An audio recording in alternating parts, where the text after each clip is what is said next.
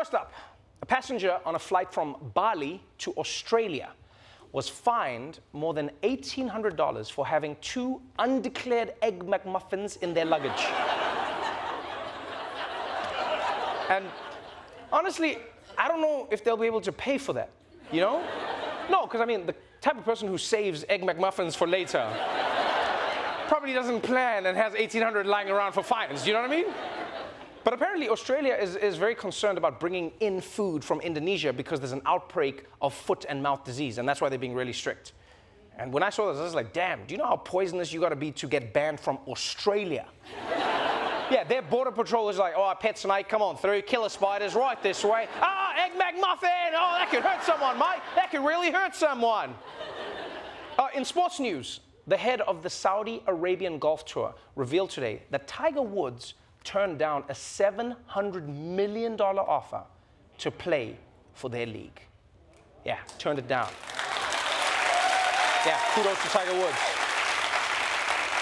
That is really amazing. All these other golfers just taking the money from Saudi Arabia, you know? But Tiger stood up, he's like, no, I would do the same thing. In fact, Saudi Arabia, offer me that $700 million. Yeah, you'll see. Just put it in my bank account. You'll see what I'll do. And the rest of you won't see me again. You'll see.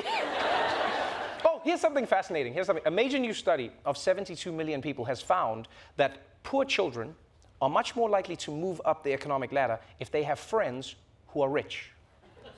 Yeah, I know, which seems kind of obvious, you know? I mean, I feel like they didn't need to do a whole study. They could have just watched Fresh Prince. But still, now we know statistically that poor kids do better with rich friends, which shows you why it's so important to have different zoning when it comes to housing, to have schools that are integrated, you know? Gets people on the same trajectory. I mean, on the downside, it also means that you have some kids coming back demanding weird snacks, you know?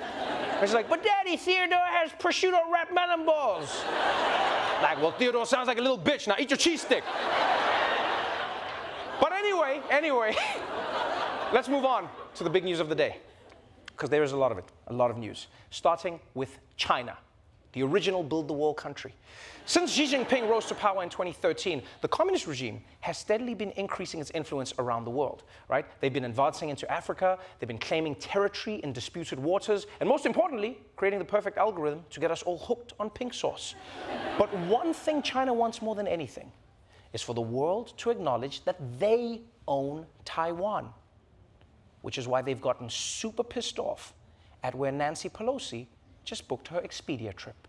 House Speaker Nancy Pelosi has arrived in Taiwan. The speaker arriving just really moments ago for a visit which has been controversial and speculated about for weeks now. She says that the congressional delegation's visit is part of the unwavering commitment to support Taiwan's vibrant democracy. In the past few days, China launching the most aggressive military exercises in 25 years, accusing the U.S. of interfering in its internal affairs. Chinese President Xi Jinping warned President Biden in a call last week about the U.S. meddling in the contested territory, with Chinese officials reportedly communicating those who play with fire will perish by it. 2 weeks ago, President Biden had warned the U.S. military did not want Pelosi to go. I think that the military thinks it's not a good idea right now. Yeah, I would agree. Now is not a great time to start World War III. I mean, the world has so many other things to deal with right now. All the drama on Love Island, you know? I can't believe that Ekansu ended up with Davide. Are you serious? And it's crazy that Pelosi just ignored Biden like that. You know? Well, I mean, I assume she ignored him. Maybe she just couldn't understand him, you know? Yeah, she was like, listen, Jack, don't skid out all over the Taiwanese. I mean, hey, come on, man, we need to hear an American. You read me, Skipper? She's like, you got it, Joe, I'm on my way. No!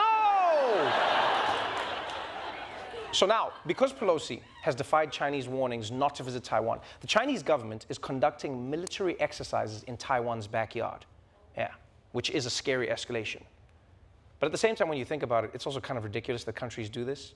You know, they fly their planes past, aim their guns, but they don't shoot. It's scary, but it's also ridiculous. You know, it's like threatening someone by standing outside their house, just yelling, you want to mess with me? Look at what I'm capable of. Imagine this is your face.